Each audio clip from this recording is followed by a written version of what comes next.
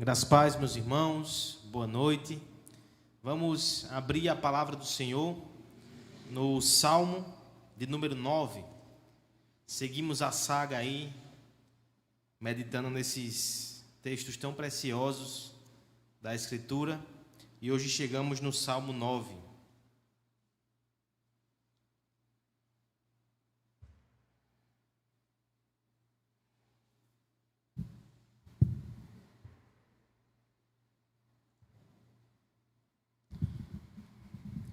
São 20 versos hoje, uma leitura um pouco extensa, mas eu peço a sua atenção.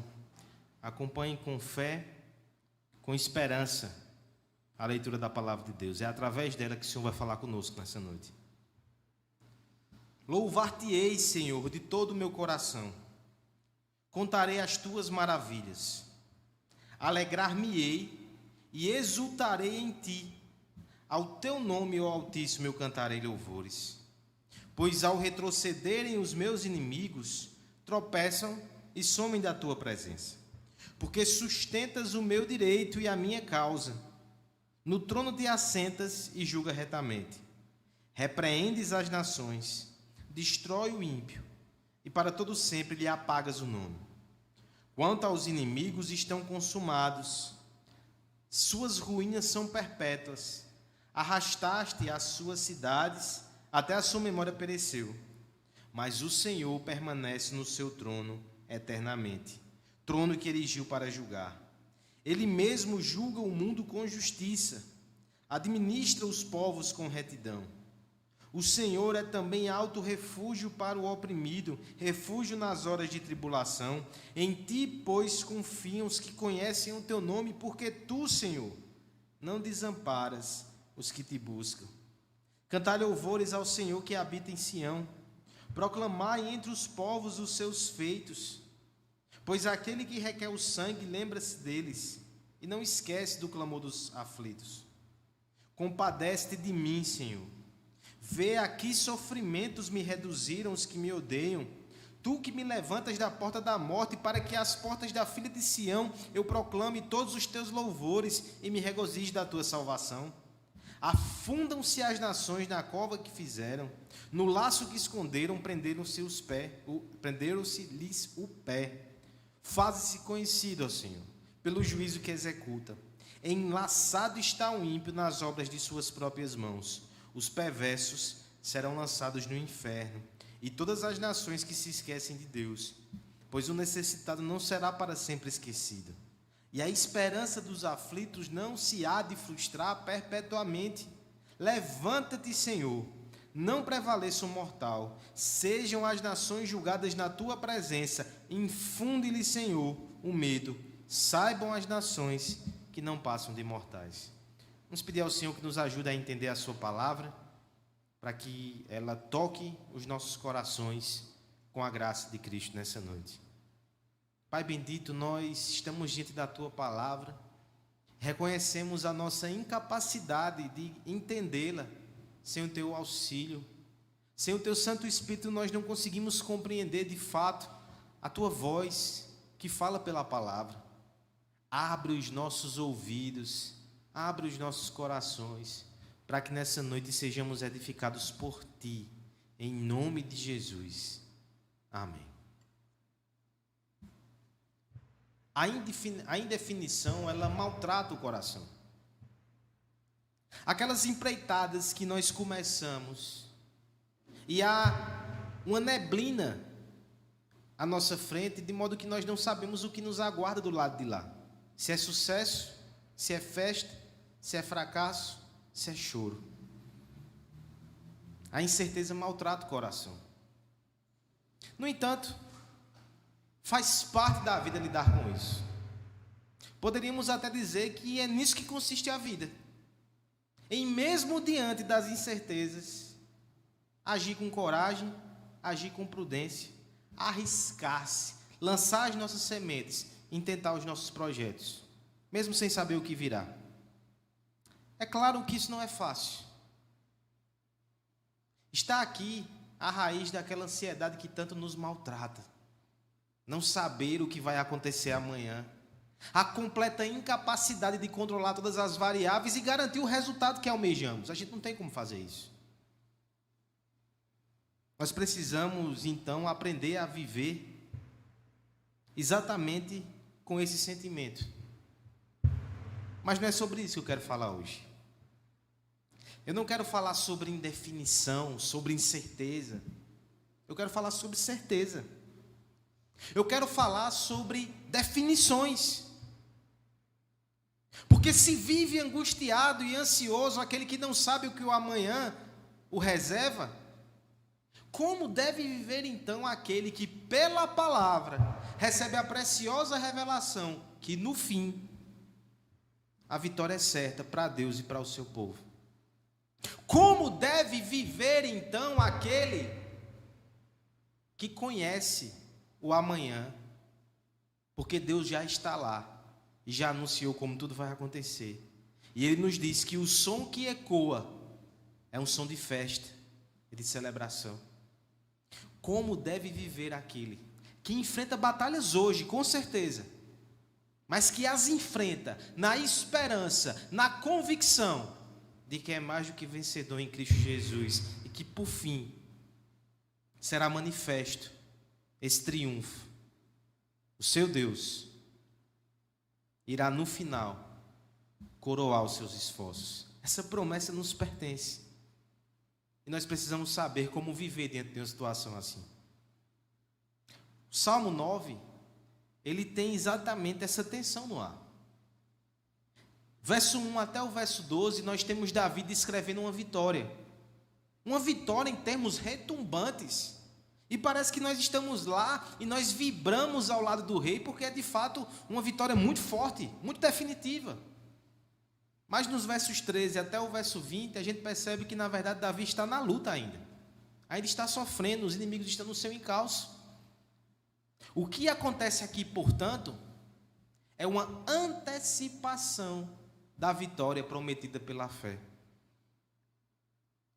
Temos acompanhado a saga de Davi nesses primeiros salmos aqui, e nós acompanhamos o seu sofrimento e a sua luta. Do Salmo 3 até o Salmo 7, lamentos atrás de lamentos. O Salmo 8 da semana passada já foi um refrigério e um descanso.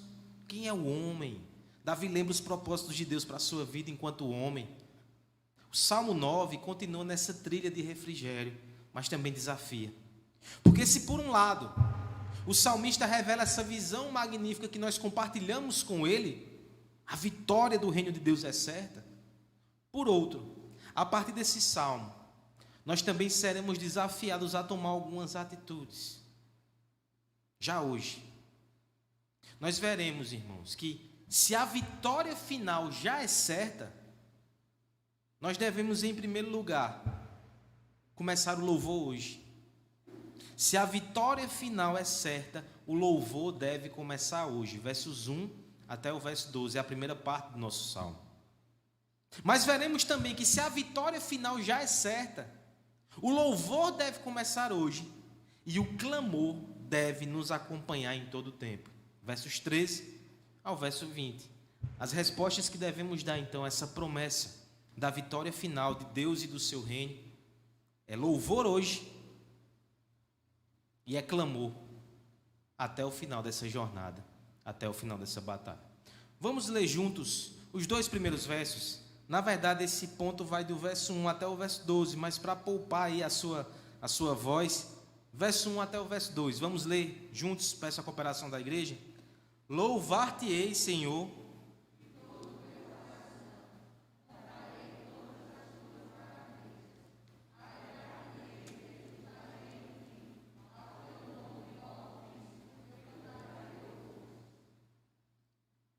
quais são os sons de uma guerra? As armas e os seus disparos, os canhões e os seus estrondos, gritos de ameaça, gemido de dor. Esses são os sons que emanam do campo de batalha. Agora imagine que perto desse cenário há uma sala silenciosa.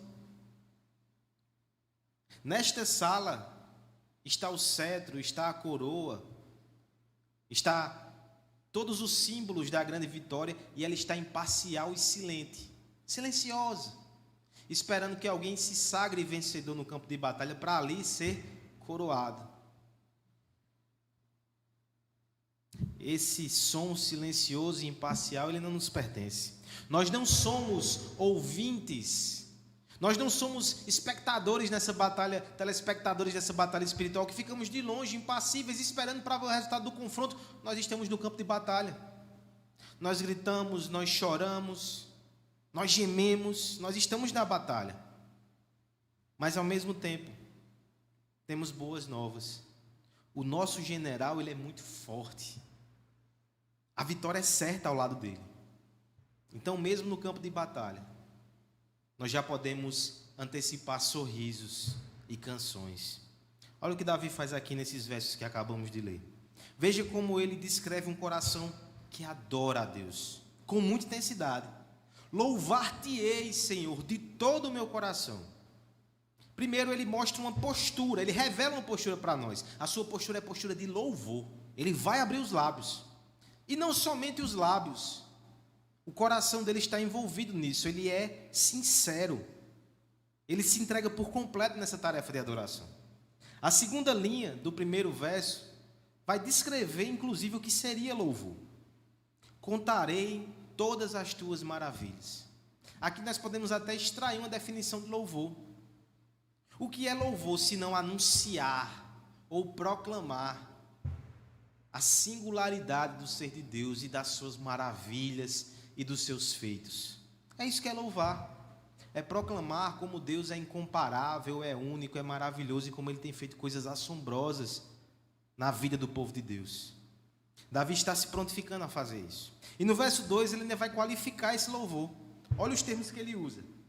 Alegrar-me-ei e exultarei a teu nome, ó Altíssimo, eu cantarei louvores. Ele não vai fazer isso somente por protocolo, somente por obrigação.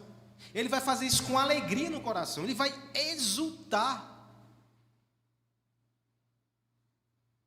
Charles Spurgeon, ele vai usar a seguinte figura para comentar esse texto. Ele vai dizer: a alegria diária é um ornamento para o caráter do cristão.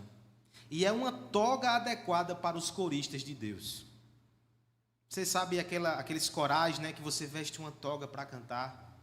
A figura que Spurgeon está dizendo é: os coristas os coristas de Deus, eles devem usar uma toga de alegria, porque isso reflete o coração de alguém que está encantado com Deus. Agora veja que se ele descreve esse coração no verso 2, e ele aparece apontar para uma atitude que ele vai ter no futuro, no verso 3 ele já começa a fazer isso. Ele anuncia que vai fazer, e no verso 3 ele já começa a fazer. Ele começa a descrever uma cena, e ele vai descrevendo os feitos de Deus. Primeira cena que ele descreve aqui: os inimigos, eles retrocedem diante da presença de Deus, eles tropeçam e somem. A ideia aqui é que os inimigos, eles são ousados, desafiam o povo de Deus, desafiam o próprio Deus muitas vezes, mas quando se encontram cara a cara com esse Deus, na sua majestade, eles correm. E não somente correm, o texto aqui quando fala eles tropeçam, dá a ideia que eles vão atabalhoados, e um tropeça em cima do outro, eles saem correndo de pavor na presença de Deus. E por que eles fazem isso? Verso 4: porque sustentas o meu direito e a minha causa. No trono se assenta e julgas retamente. É o rei juiz. E Davi chegou com a sua petição, com a sua situação, e colocou diante de Deus, e Deus bateu o martelo de forma favorável a ele e desfavorável aos inimigos. Por isso que eles ficam como baratas tontas agora, atemorizados, e com razão. Porque a partir do verso 5, o salmista descreve como Deus vai aplicar essa sentença agora. Verso 5: repreendas as nações. Começa com a repreensão, mas vai piorar, irmãos. Destrói os ímpios. Olha como a sentença de Deus é dura. E para todos sempre lhes apaga o nome. Essa é a sentença mais dura que pode ser prolatada. Não só vai ser destruída agora, a sua memória vai ser esquecida. Você vai ser apagado dos registros.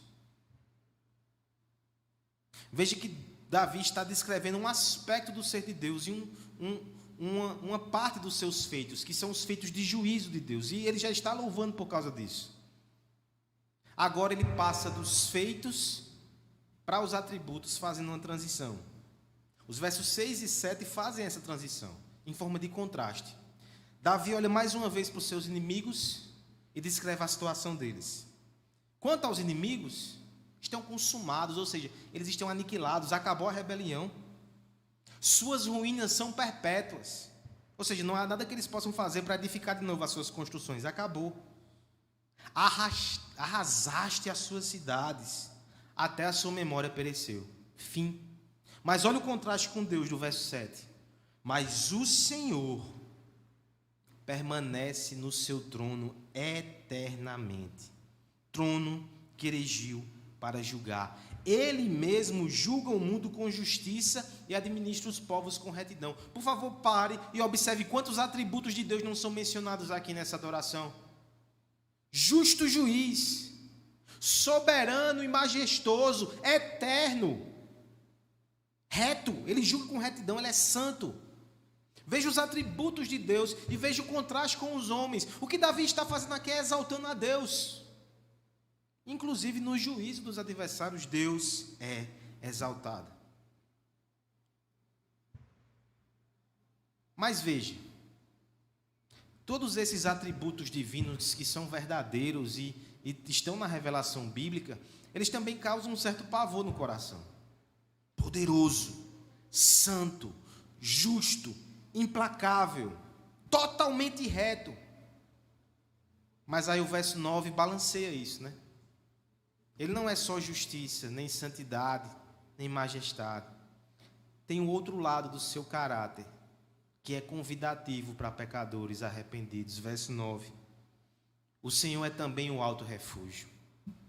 Ele não só castiga, ele protege. O Senhor é o alto refúgio para quem? Para o oprimido. Ele é refúgio nas horas da tribulação. Esse é outro aspecto de Deus. Aquele que é juízo é também misericórdia. Aquele que é fogo consumidor também é misericórdia que se consome em favor de pecadores. Aquele que é implacável e severo no seu julgamento, ele também tem compaixão e tem graça. Veja como Davi, no seu louvor, ele descreve os feitos e os atributos de Deus. Ele nos traz, então, agora no final desse primeiro bloco, um desafio. Primeiro ele vai dizer para quem ele direciona esse desafio, verso 10. Tem um tom de conclusão. Em ti, pois, ou seja, concluindo, confiam os que conhecem o teu nome. Veja o que ele está fazendo. Ele está declarando os feitos de Deus em forma de louvor.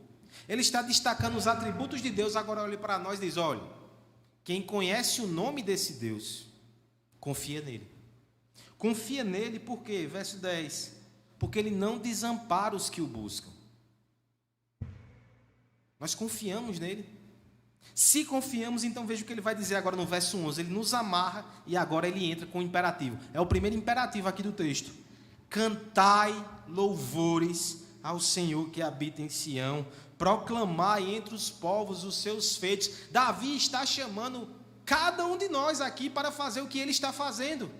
Se você conhece esse Deus, se você confia nesse Deus, abra os seus lábios agora mesmo e cante. Cante, inclusive para proclamar a sua bondade entre as nações.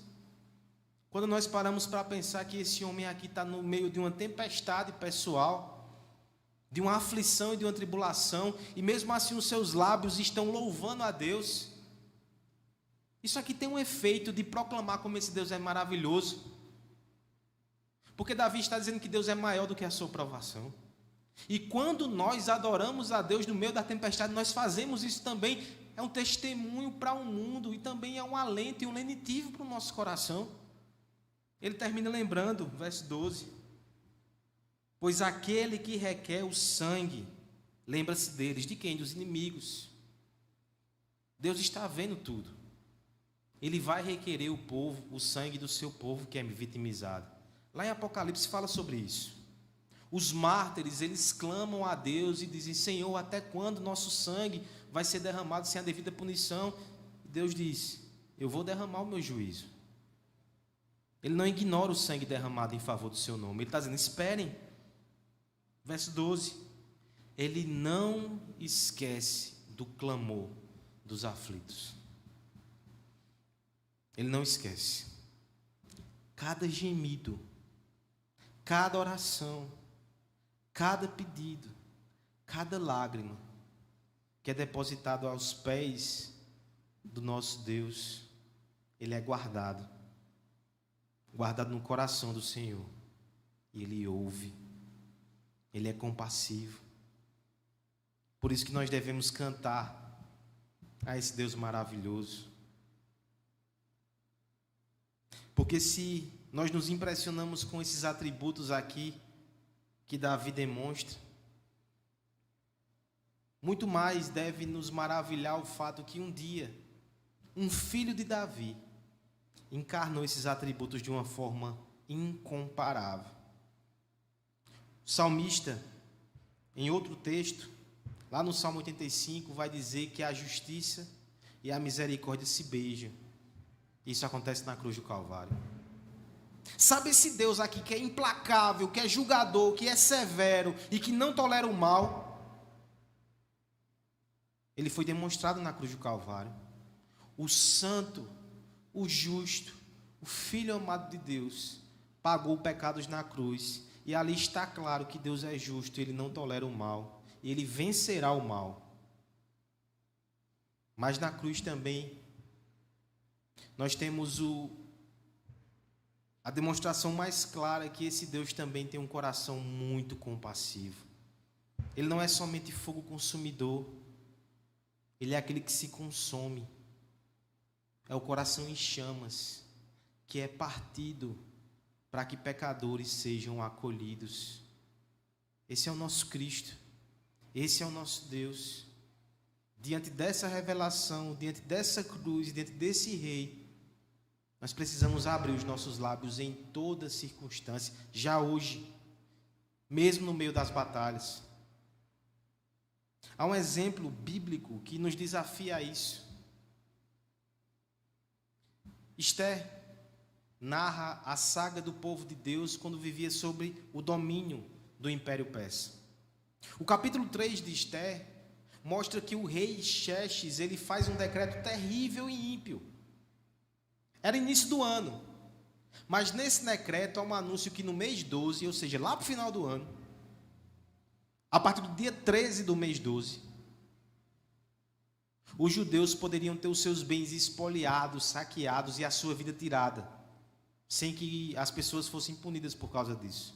Era uma autorização para uma barbárie. A partir daquele momento, os homens encheram seus olhos para os vizinhos judeus e começaram a fazer planos de morte para eles. Que momento de angústia. Que provação.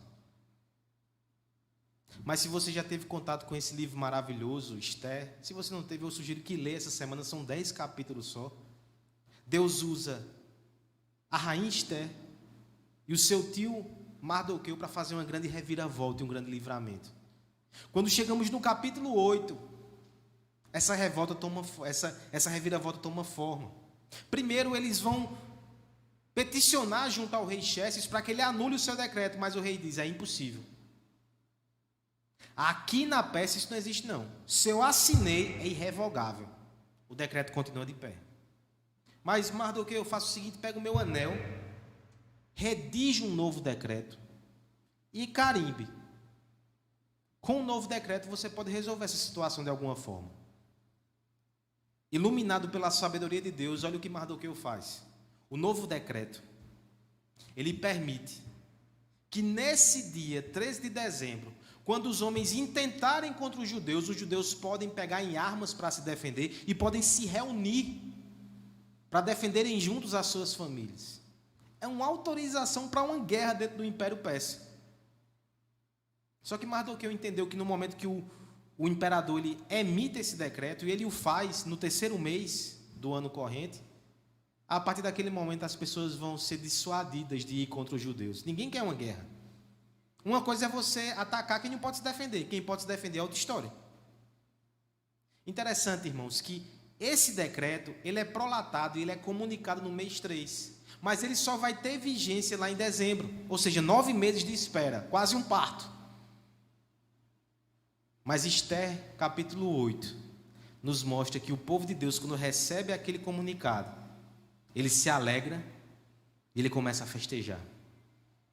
Aí você vai dizer, nossa, eu não dava nunca para um negócio desse. Do jeito que eu sou ansioso, eu ia passar os 9 meses roendo as unhas e comendo um pedaço do dedo. Eu não ia dormir, não.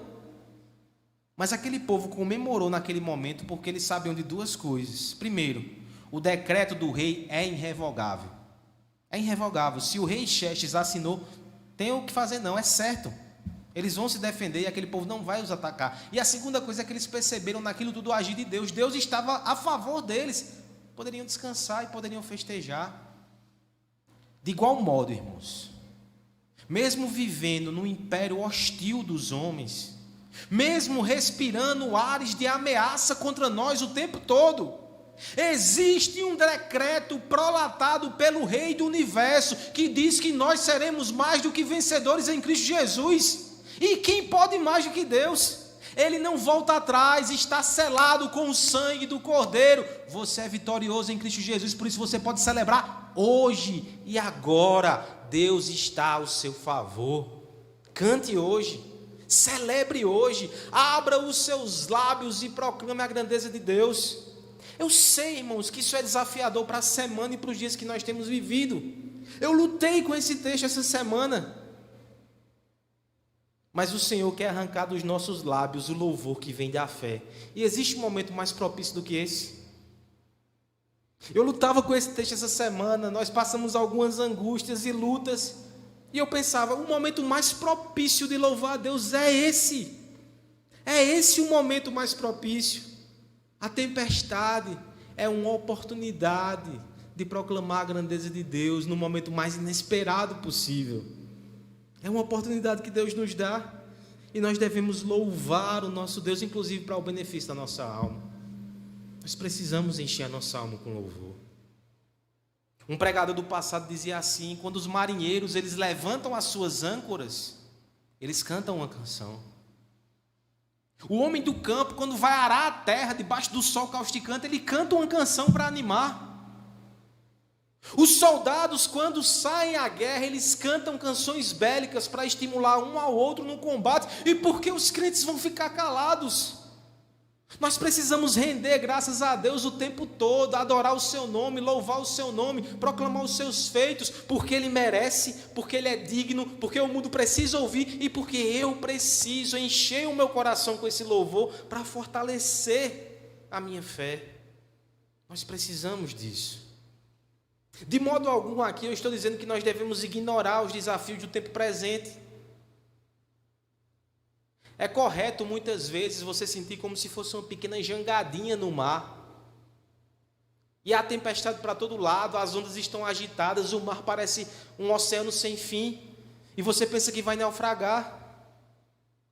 Mas eu não estou mandando você confiar em você mesmo.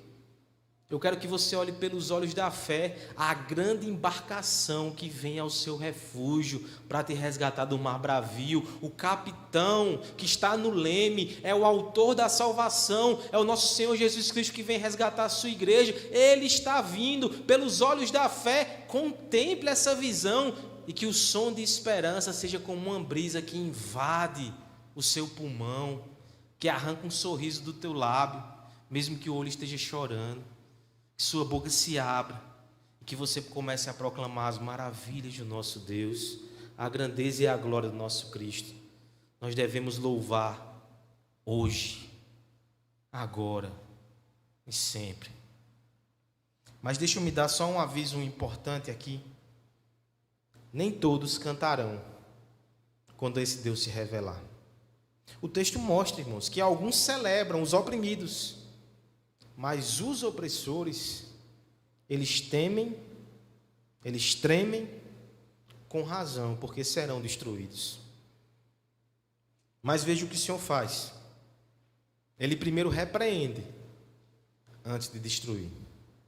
Se Ele te trouxe aqui nessa noite, E se Ele está te repreendendo, é porque Ele quer que você se torne um dos seus filhos e participe desse coral de louvor e de celebração. Abandone o seu pecado, volte-se para Jesus Cristo, entregue a sua vida e comece a cantar hoje as misericórdias de Deus que te alcançaram. Faça isso hoje. Eu apelo para a sua alma, faça isso hoje.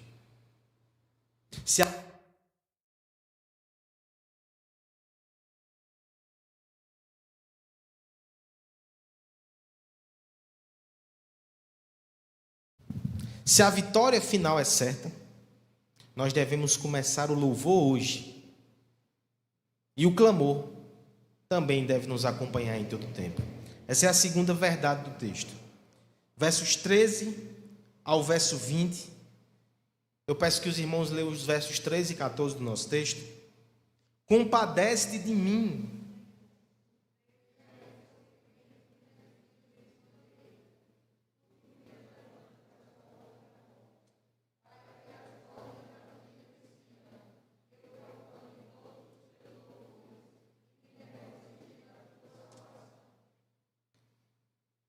Exerça de novo a sua imaginação e monte comigo a cena do campo de batalha mais uma vez. Tiros, explosões, poeira e gritos. Mas no meio de toda essa confusão, um pequeno bilhete chega nas mãos de um soldado aflito e amedrontado. Ele abre e logo um sorriso aparece nos seus lábios. O grande rei está vindo para vencer a guerra. A vitória é certa. É uma boa nova. E nós esperamos que esse soldado ele comece a ter uma postura diferente de ânimo, de alegria e de esperança, mesmo no meio da mais feroz batalha. No entanto,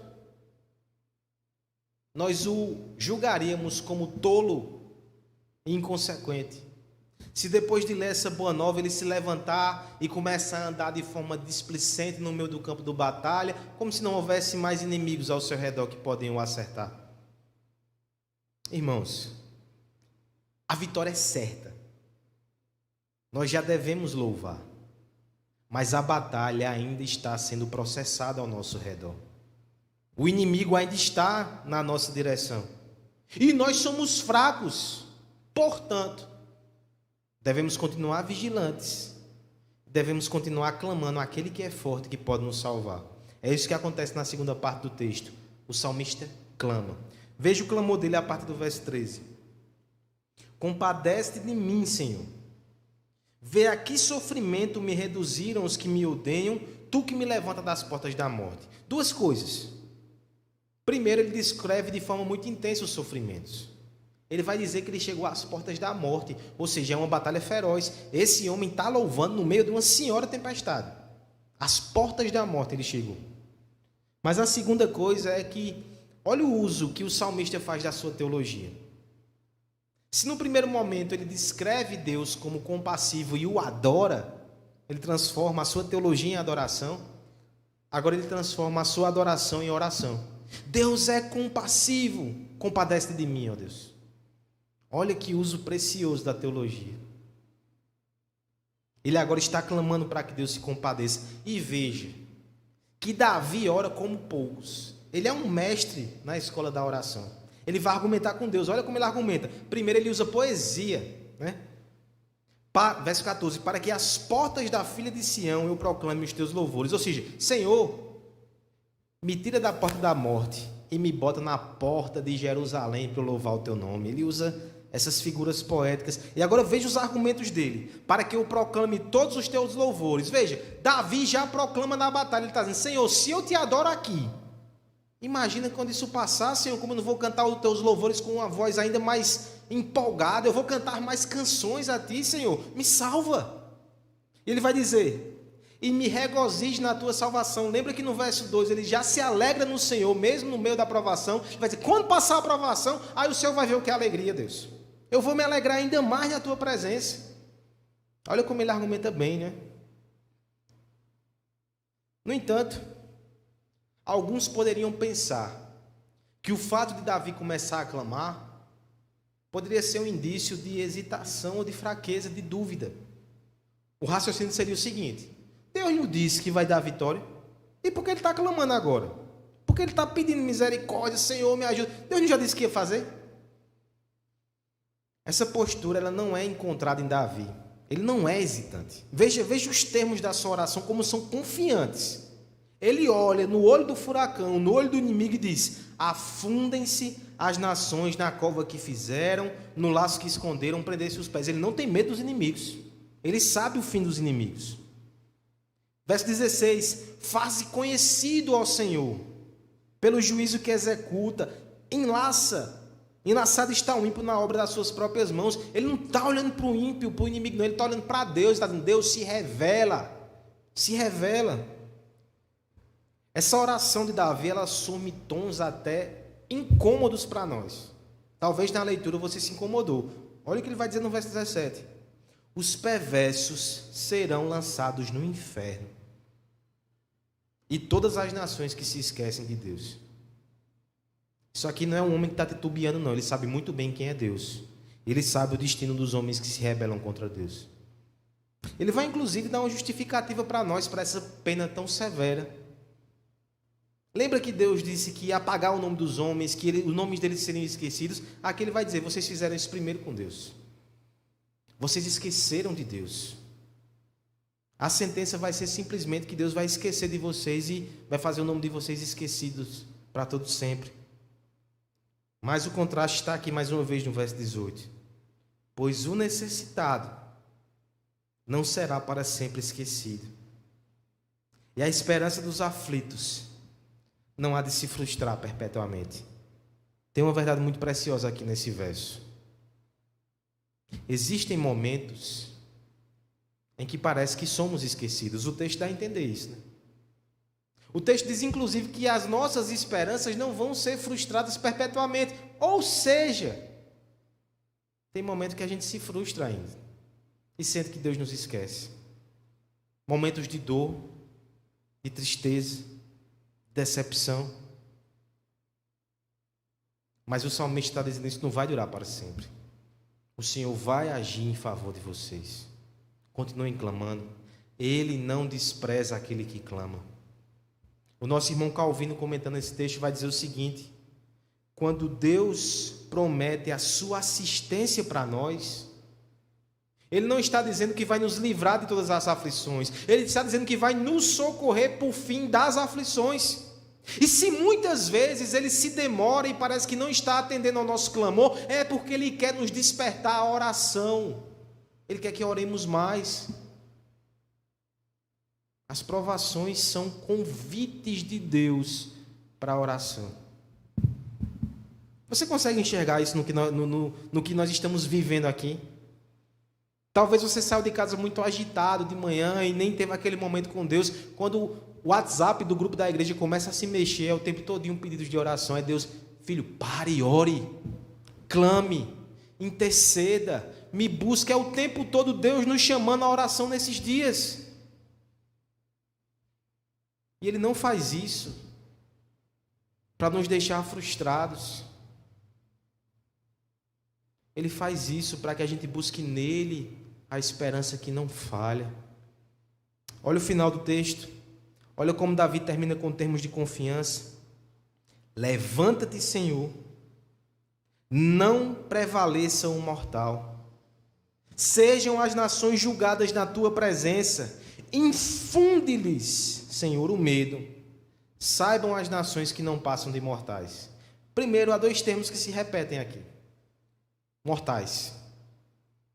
E sabe qual é a palavra em hebraico aqui desse texto? Ela é conhecida nossa: Enosh. Se você estava aqui semana passada, você ouviu Enosh, mortal. É Davi que vai dizer o que é o homem mortal, para que lembres dele. Isso aqui, meus irmãos, quando nós juntamos o Salmo 8 e o Salmo 9, nos faz ter uma reflexão muito profunda. Todos os homens são Enosh, são mortais e são frágeis. Mas tem alguns que não reconhecem isso, pensam que são deuses, autossuficientes. Esses, um dia, no juízo de Deus, serão lembrados que são mortais. Mas existem outros que já reconhecem isso hoje E por saber que são pequenos, frágeis e mortais, eles buscam ao seu Deus e eles clamam. Quem é você, irmão? Você está entre aqueles que clamam ou entre aqueles que se acham fortes? Veja, quem está lhe chamando ao clamor aqui é um rei.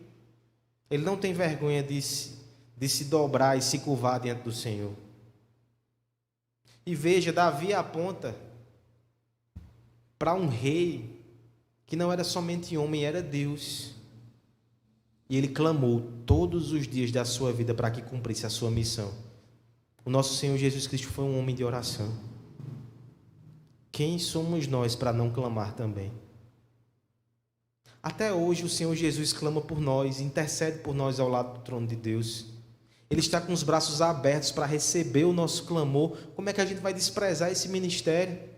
Será que não precisamos? E por favor, não use a sua teologia para justificar a sua falta de oração. Ah, pastor, nós cremos na soberania de Deus. Então Deus vai fazer tudo conforme a sua vontade. Pastor, Deus não está dizendo que vai dar a vitória porque a gente tem que ficar clamando e pedindo se Ele já prometeu. A gente clama e a gente pede porque Ele prometeu. Olha o que acontece com Daniel na Babilônia, lá no capítulo 9, no livro do profeta. O verso 2 do capítulo 9 diz que Daniel estava estudando o livro do profeta Jeremias. Olha que interessante, né?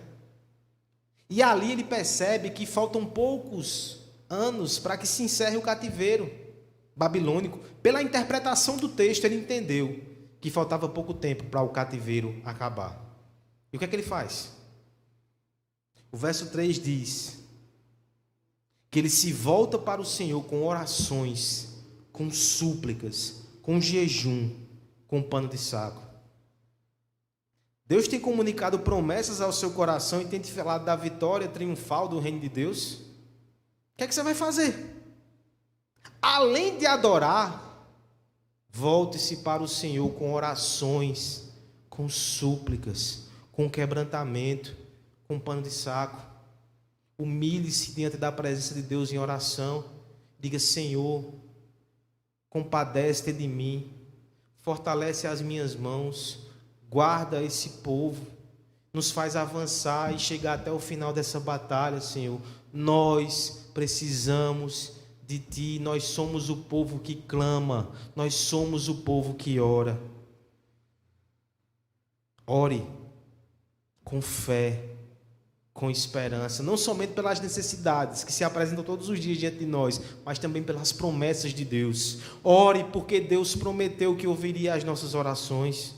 Ore porque Deus prometeu que está conosco. Ore porque Deus prometeu que todas as coisas cooperam para o nosso bem. Ore porque Ele prometeu que não vai nos deixar sozinhos e sem respostas. Ore. Um homem do passado, chamado Boca de Ouro, um grande pregador da história da igreja, João Crisóstomo, ele falou o seguinte sobre a oração: a oração é o porto para os náufragos, a oração é a âncora para quem está afundando nas ondas, a oração é o bastão para quem tem membros cambaleantes, a oração é uma mina de ouro para os pobres, a oração é o remédio para todas as doenças. A oração é o guardião da saúde. Ó bendita oração! Tu és a conquistadora incansável das aflições humanas. Ó bendita oração! Tu és a fundação firme da felicidade humana. Ó bendita oração! Tu és a fonte da alegria duradoura. O homem que verdadeiramente ora, ainda que esteja se acabando na mais extrema pobreza, é mais rico do que todos aqueles que o cercam. Ao passo que o infeliz que nunca dobrou os joelhos, ainda que esteja sentado orgulhosamente como um monarca de todas as nações, é de todos os homens o mais pobre, porque ele não ora. Quem é você, meu irmão? Quem sou eu? Que sejamos o povo que clama, que sejamos o povo que ora, que busca a face e a presença do seu Deus. Por favor, não esqueça de Deus. Talvez tenhamos alguém aqui nessa noite ou nos acompanhando na transmissão que nunca clamou a Deus de verdade, que nunca pediu por sua vida e por sua salvação, eu imploro, não esqueça de Deus, para que você não seja esquecido por toda a eternidade. Até porque se Ele te trouxe aqui nessa noite, Ele não esqueceu de você. Ele te trouxe aqui para que você seja lembrado do Evangelho e para que você se renda ao Senhor Jesus Cristo. Clame, hoje e sempre. Nós vivemos em tempos difíceis, com incertezas e temores. E nós precisamos nos perguntar: o que é que eu vou fazer com as promessas que eu recebo aqui toda semana, através da pregação do Evangelho? Cristo me fala sobre as suas vitórias no domingo e na segunda as dores voltam. Como eu vou viver e como eu vou perseverar com essas promessas no meio desse vale de dores? Há uma passagem na obra clássica de Tolkien, O Senhor dos Anéis, que eu penso que ilustra muito bem esse sentimento. O jovem hobbit Frodo, pequenininho e frágil, ele possui aquele anel e ele se encontra no meio daquela situação tão gigantesca para ele.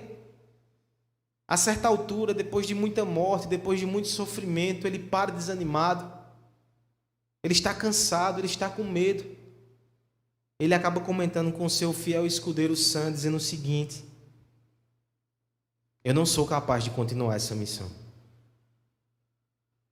O seu amigo ouve, se compadece e diz: eu entendo.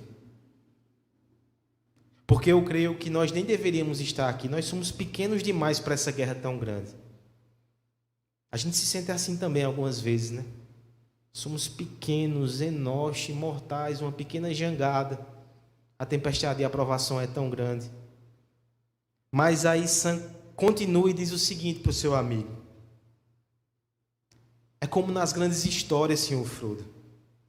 Aquelas que tinham importância, elas eram repletas de escuridão e perigo. Às vezes nós nem queríamos saber o fim, porque como elas poderiam ter um final feliz? Como poderia o mundo voltar a ser o que era depois de tanto mal? Mas no fim a gente percebia que era só uma coisa passageira. Essa sombra, essa escuridão, essa pandemia, ela tem que passar. O novo dia virá, e quando o sol brilhar, ele vai brilhar ainda mais forte. Essas eram as histórias que ficavam na lembrança, porque elas tinham significado, mesmo que a gente fosse muito pequeno para entender. Só que eu creio que hoje eu entendo, senhor Frodo.